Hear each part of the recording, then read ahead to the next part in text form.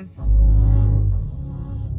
Christine Austin Ill, listening to this Kanye West on the Joel Olsteen program from about 2 weeks ago.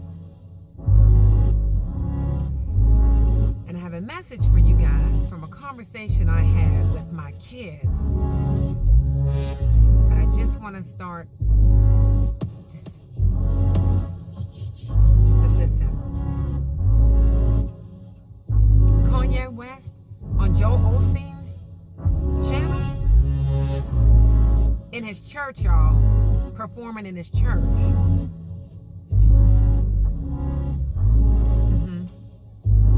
It's a lot of conversation about this, even with the kids.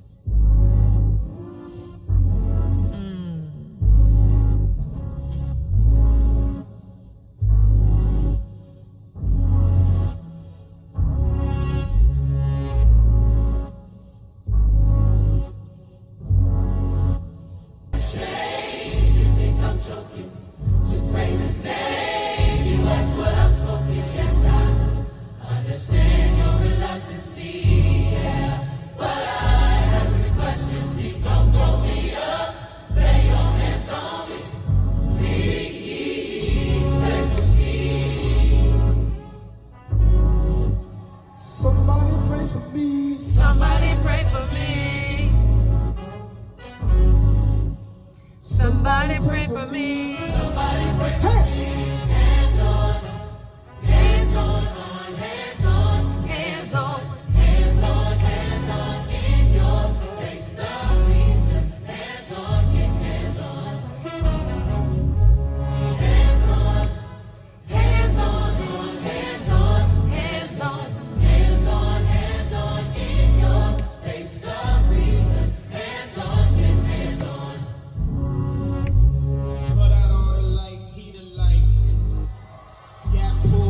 See the brights. What you doing on the street at night? Wonder if they gonna read your rights. 13th Amendment, 3 strikes. Made a left when I should've made a right. Told God last time on life. Told the devil that I'm going on a strike. Told the devil when I see him on sight. I've been working for you my whole life. Told the devil that I'm going on a strike.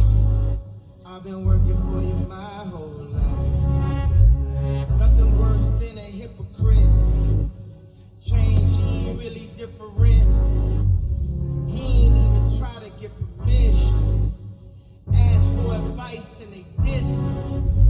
Said I'm finna do a gospel album. What have you been hearing from the Christians?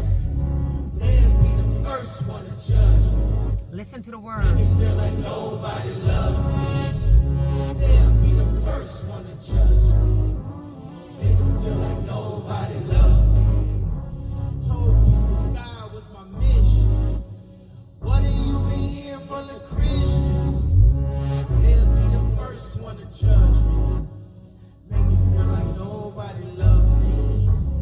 Make them feel alone in the dark and you never seen the light. Man, you never seen home. Man, they tearing down the domes. I can feel it when I write. Point of living in the right. If they only see the wrongs, never listen to the song. Just to listen is a fight. But you with me for the fight. It's so hard to get along if they only see the fight. For the love and religion. What have you been hearing from the Christians? They'll be the first one to judge me. Make it seem like nobody loves us.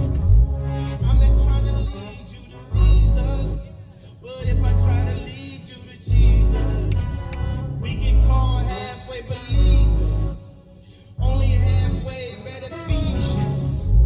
Only if they knew what I knew of. I was never new till I knew of. True and living God, Yeshua, the true and living God.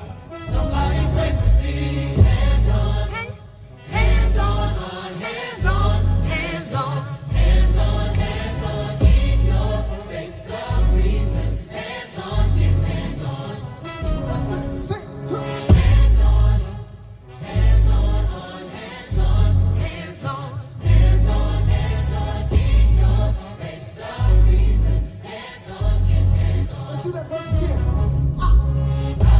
right, guys. So I was sitting in the car and we were jamming to the YouTube Kanye West, his live performance on the Joel Olsteen program.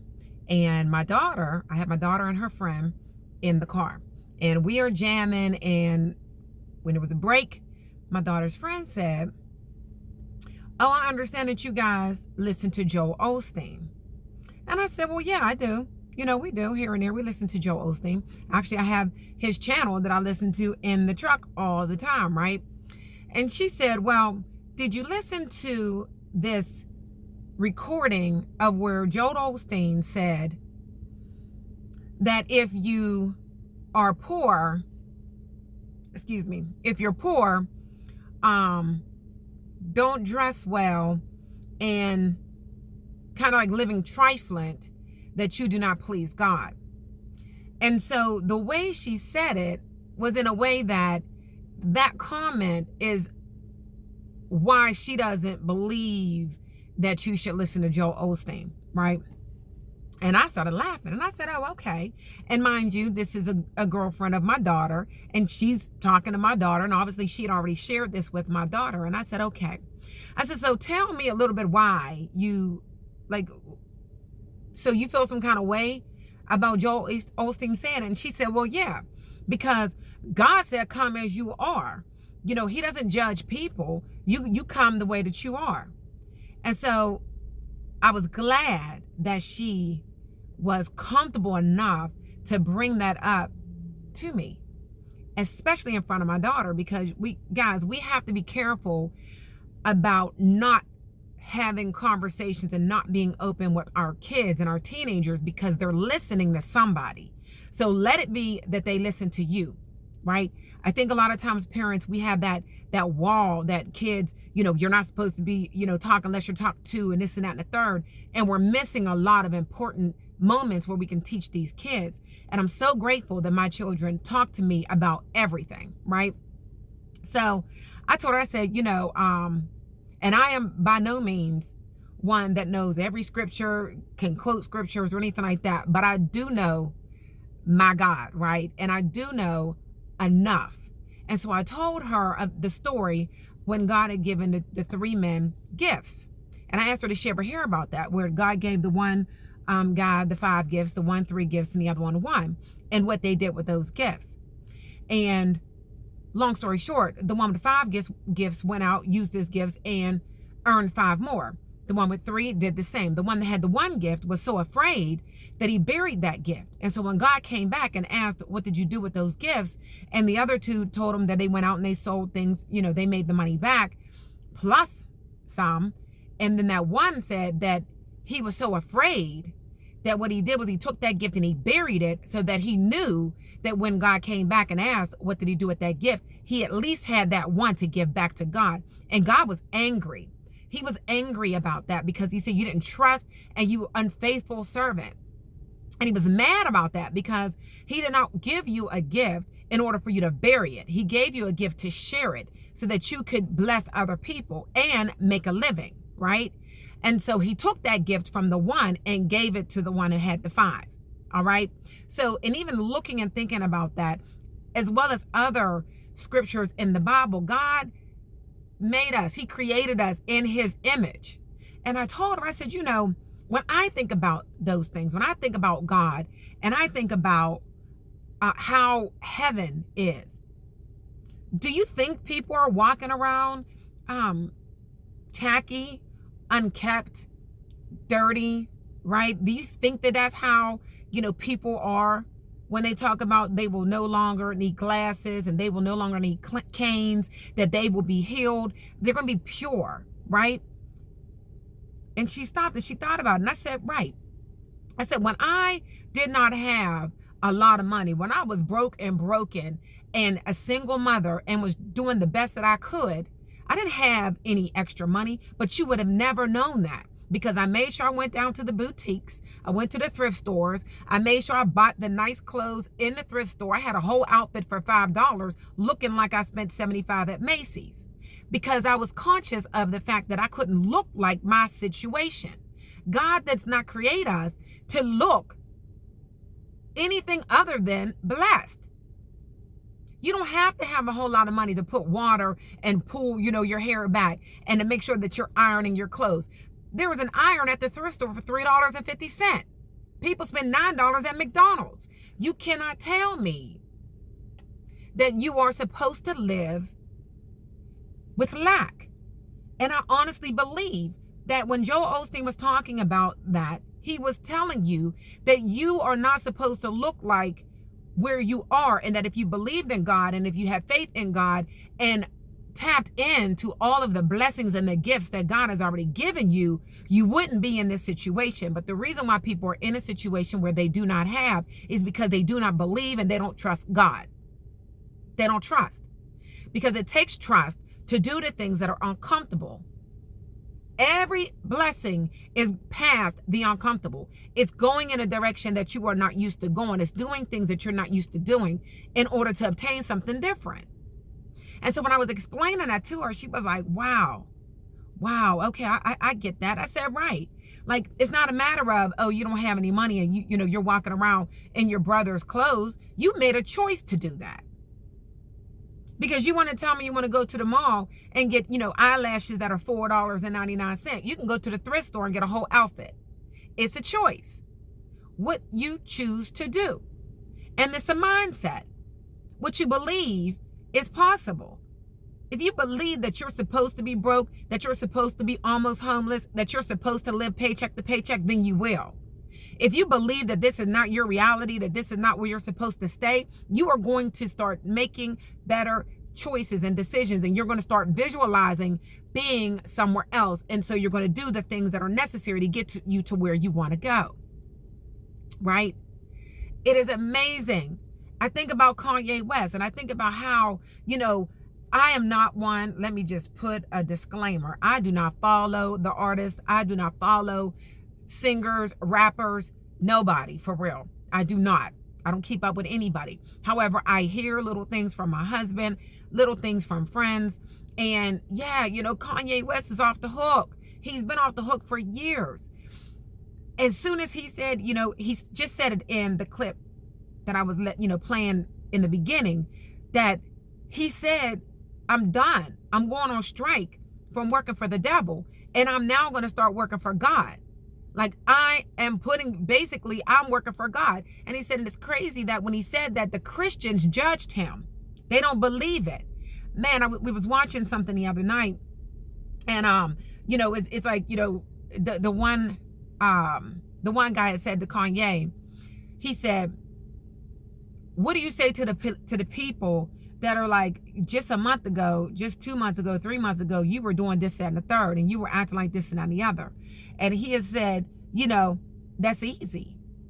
What do you say to a person that's asleep and then they wake up?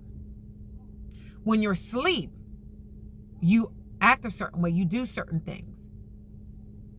But when you wake up, you do something different. He woke up. He's like, I woke up, and now I'm awake, and now I'm serving God. Now I understand what I'm supposed to be doing. And he has no regrets.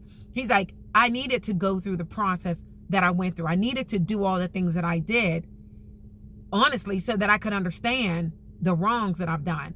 And now I'm able to truly praise God and see that I'm only here because of God. And man, so many messages in who you are, who I am. Right? Just yesterday, oh my God, it was such an emotional 2 days because my sister's birthday, she had passed. It's coming up on 5 years. And, I always think about all of the possibilities, all of her gifts that she had before she had her stroke, all the things that God had gifted her, and she didn't use any, she didn't use them for his glory. She kept a lot of them to herself. And I remember growing up, and I always would be looking at her like, God, how come I don't have any of these gifts? How come I can't do this and I can't do that? And I think we as a people always get caught up in looking at somebody else and what they can do instead of looking at what we can do and what God has given us. Because we all have everything that we need inside to do what it is that we are called here to do. We're just so focused on somebody else and what they're doing and what they're not doing and what they can do and what we can't instead of what we can. Man, I'm so glad that this young lady brought to my attention this clip that she was holding on to. And I'm sure somebody shared it with her and she shared it with my daughter. We can take scriptures and we can flip them around to make them fit into whatever situation that we want.